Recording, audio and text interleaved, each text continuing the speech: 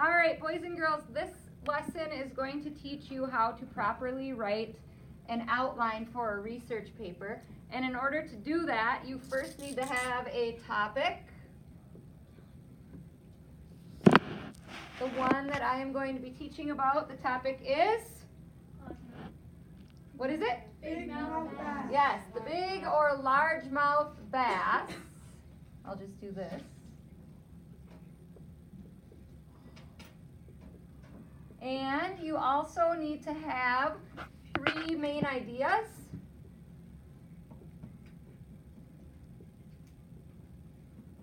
And the main ideas that this person chose on the sample are a specific way of hunting for food, so they have a specific diet. They have specific behaviors. And they have a certain habitat that they prefer. So those are my 3 main ideas. This is my topic. An outline consists of 5 paragraphs. Those paragraphs are written in Roman numerals 1, 2, 3, 4, and 5.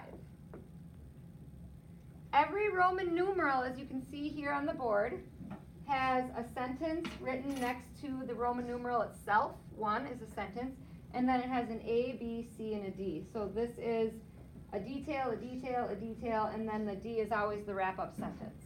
So that equals 5 points. So we have A, B, C, and D, A, B, C, and D. Can you have more than letters up to D? Yep. Yes, you can have an E and an F. Those would just be more sentences.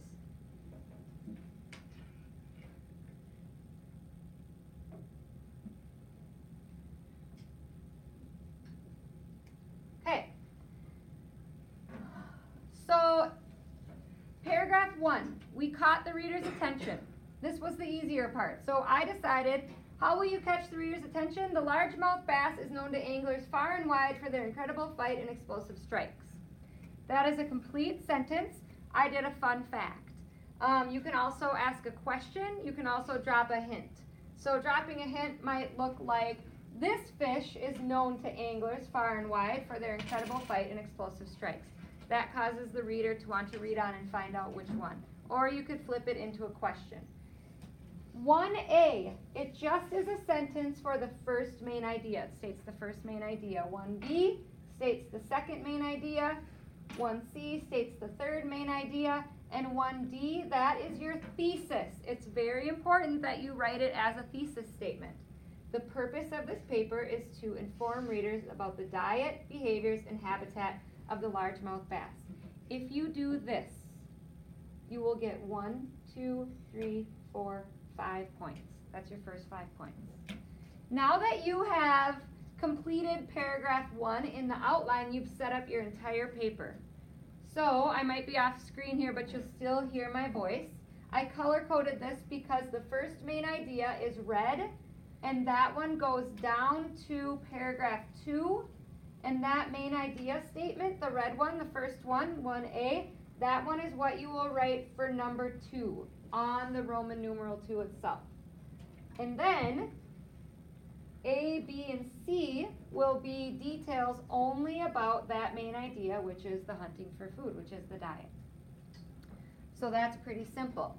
If you follow that pattern, I'm going to scroll and you will see that 1B is the second main idea. It's in pink, so that one will be paragraph 3.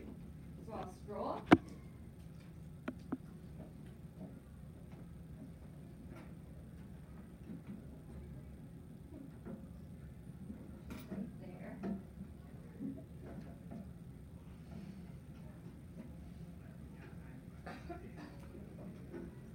So you can see now that 1B, the second main idea, is pink, and it is restated in paragraph 3, and that's the only thing that paragraph 3 is about. So if your main idea is that the largemouth bass have specific behaviors unique from other fish, what is this detail going to be about? Is it going to be about something that it eats? Anybody? No, it's going to only be about Their behavior. their behaviors. Good job. So that's up to you. Shut the door, please. Thanks. That is going to be up to you to figure out your research on their behaviors. And that's when using your iPad or books or encyclopedias, whatever, is acceptable. Because you need to tell me something about their behaviors, something else about their behaviors, something else about their behaviors. Now, I think where some people might be getting confused is they don't really know how to do letter D.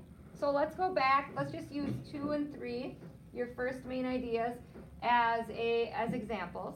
Largemouth bass have a specific way of hunting for food. So D, the closing or the transition sentence, will look like or sound like something like this. Now that we have learned about the largemouth bass's diet, we are going to move on and learn about their behaviors. It just stops what you're talking about and brings you into the new topic. Okay?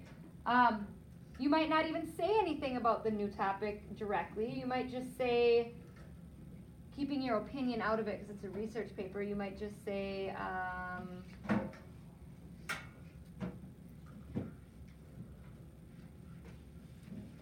many fishermen might realize that a largemouth bass's diet is completely different than, I don't know, a sunnies, a crappies, whatever it might be. And that would be a good transition sentence. It sounds like it brings the paragraph to an end, okay? So there's many unique ways to do this, and that is what I mean when I'm saying to you, you can't ask me if yours is right or if it's the perfect one because you are the one who has to think of it, and are you bringing this paragraph to a closing and then moving into the next one, okay? So that's what you do for all of the D's. Now, there's an E here because some people ask, can I have more than A, B, C, D? Yes, you can. If you're going to have E be your transition sentence, then this would just be another detail. So I'm going to actually change that on D.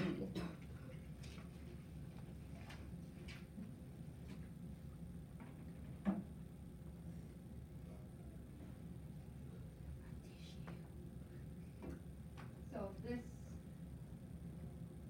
there we go.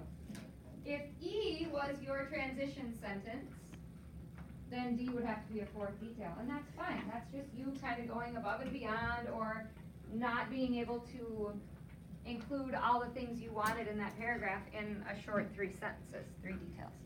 Okay, so we still have to go over the third main idea, which is the habitat.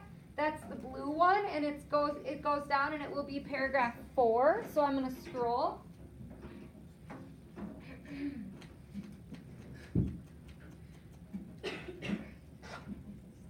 Notice it basically could be copy-pasted. This is about their habitat, and then we have A is a detail about the habitat, B is another detail about the habitat, C is another detail about the habitat, and then D is the transition sentence, or the closing. What will you say in order to bring that paragraph to a close? Now, you could do it in the form of a question, asking the reader a question to rethink about what that paragraph was about, or you can just make a statement.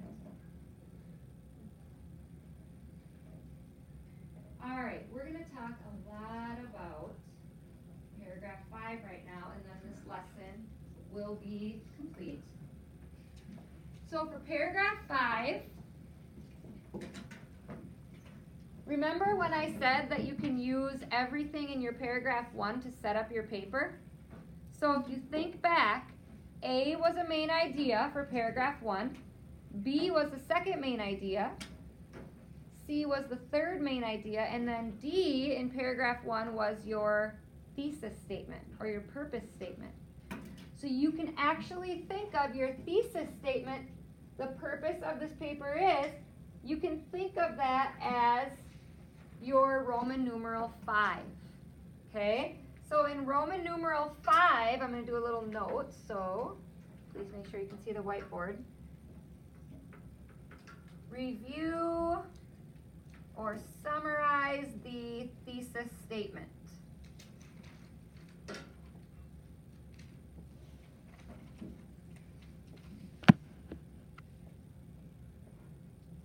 which is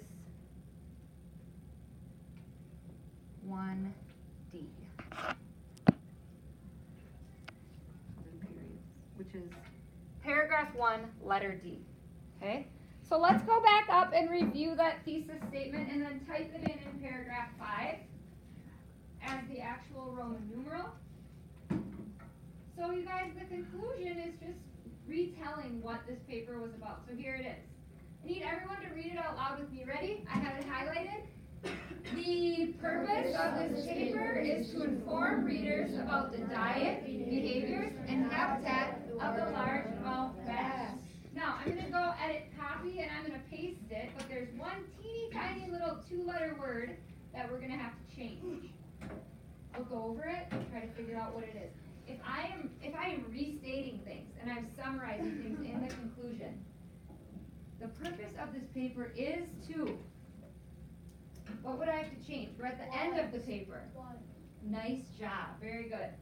We're not going to say the purpose of this paper is to if it's at the end and we're summarizing. So I'm going to copy it and paste this down.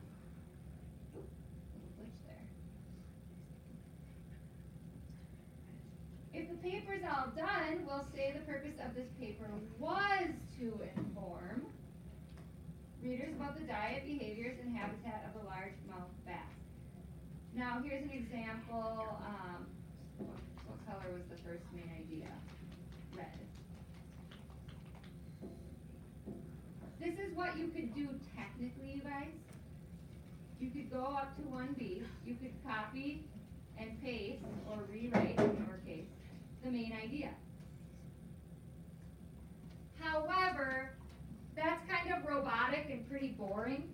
And that's why when we move into a rough draft and we do our peer editing, you can change things up a bit and say it in a different way, but still get the meaning across. So now we're restating our main ideas.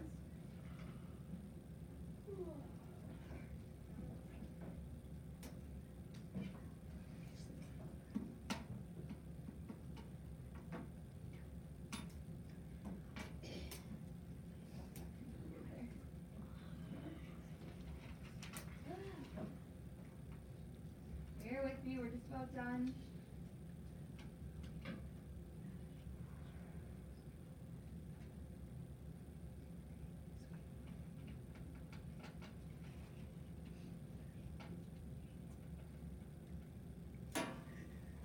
Okay. And then we have D as the closing sentence. What will you leave the reader to think about? Okay. This can be anything. It just has to make sense to your paper. So are you going to ask a question for the very last sentence of your paper? Are you going to state another fun fact? And then you have to ask, does it even flow? Does it even make sense? So let's just review. The purpose of this paper was to inform readers about the diet, behaviors, and habitat of the largemouth bass. We reviewed diet. We reviewed the main idea for behaviors. We reviewed the main idea for the habitat. Something fun we could say at the end. Who would have ever thought that a largemouth bass, what? Could be so interesting to so many. What was yours? What was yours? Oh, I said it was Kobe. Okay. What else? Any fishermen? Yes, I am. What else do you know about largemouth bass? That they can get big. They have a really big mouth. They can attack. Good. They can attack? Yes. Okay. All of these things, he's just bringing in his own knowledge. If any of those things were talked about, he could use one of those fun facts for the closing sentence. You just have to say something that leaves the reader going, I wonder, or wow, I didn't know that, or wow, that's interesting, and then to bring it to a close. So, can I tell you the perfect thing to say? No, I can't, because you are the one that's becoming the expert on your topic, and you have to bring your own character into your paper and make it interesting and fun for others to read. Okay? I'm going to open it up for questions while we're still recording, but if there are none, that will complete the lesson. Does anyone have questions? Anything unclear about the outline?